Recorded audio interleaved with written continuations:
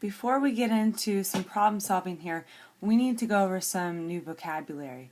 So we're going to talk more about angles. This time we're going to talk about the vocabulary that's used to describe the relationship between two angles. So the first one here is vertical angles. Vertical angles are angles formed by two intersecting lines. So for example, lines have our arrows. They're going to touch. Okay, so these two lines are intersecting at this point right here. And where the vertical angles are they the ones that are across from each other. I always remembered V. Here's one V, here's the other V for vertical.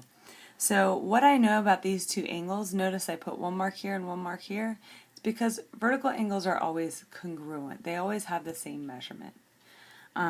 These two angles over here, this one, I'm going to put 2 marks this time, and this one, those two will also be congruent to each other. If you picture two intersecting lines, okay, let me just use these pins. If I look at those vertical angles, what happens when I start moving one of these? They stay the same, okay, those are getting bigger together at the same rate. So they're always going to stay the same, the two vertical angles. Okay, our next vocabulary word is adjacent. Adjacent angles are two angles that share a vertex.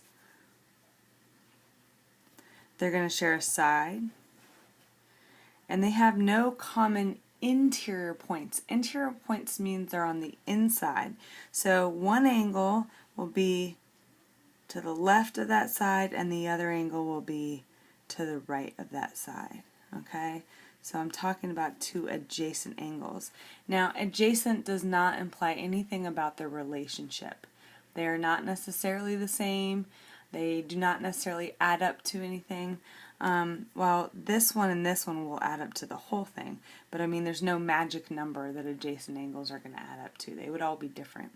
So for example, these two look like together form an acute angle. But I could also draw, let's see, there's the shared vertex. Here's the shared side, and then put one over here on the other side. These would also be considered a pair of adjacent angles. Okay, and again, they do not need to be the same measure. So like I'll put 1 mark here and 2 marks there because they're not necessarily the same. Okay, shared vertex, share side, and one's to the right of it, one's to the left. Okay, the next 3 vocabulary words are actually going to tell you something about what their sum is. And that's going to be really significant when we start getting into the problem solving. Okay, so complementary is the first one. Complementary angles are two angles whose sum is 90. Now those two angles, so for example here, let's say this one measures 30 degrees. And then I'm going to put an angle here that measures approximately, well, let's pretend exactly 60 degrees. I tried to draw it to scale. Okay, so these two angles, I could describe these two as complementary angles because 30 plus 60 is 90. Now these two are non-adjacent, okay? This is a non-adjacent example. But complementary angles could be adjacent, and I'm going to show you an example of adjacent complementary angles because they will always look like this. The two angles together will make that 90-degree corner. Okay, that's always true about what they look like when two complementary angles are adjacent.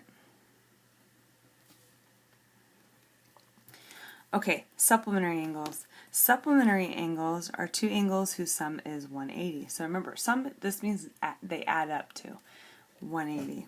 All right, again, they could be non-adjacent.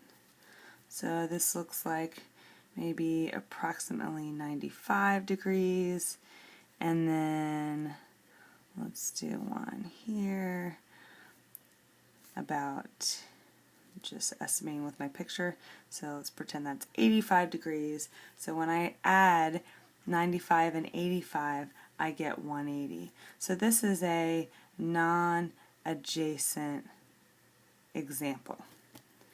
Okay, but let me show you what it's going to look like if supplementary angles are adjacent. Well, what's going to happen is, remember, they have to add up to 180. That's going to look like a straight angle, right? Okay, so something like this. These two angles are supplementary. They're an example of an adjacent pair of supplementary angles.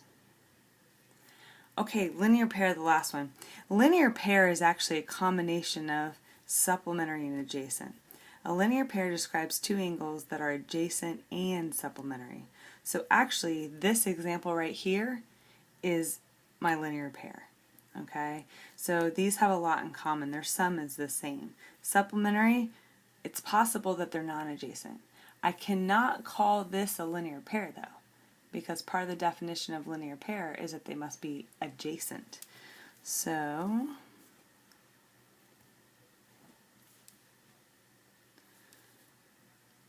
here's a pair, a linear pair. Okay, these two angles, whatever they measure, are going to add up to 180. So if you can make a straight line on the side that they do not share, the adjacent angles do not share, then you're looking at a linear pair.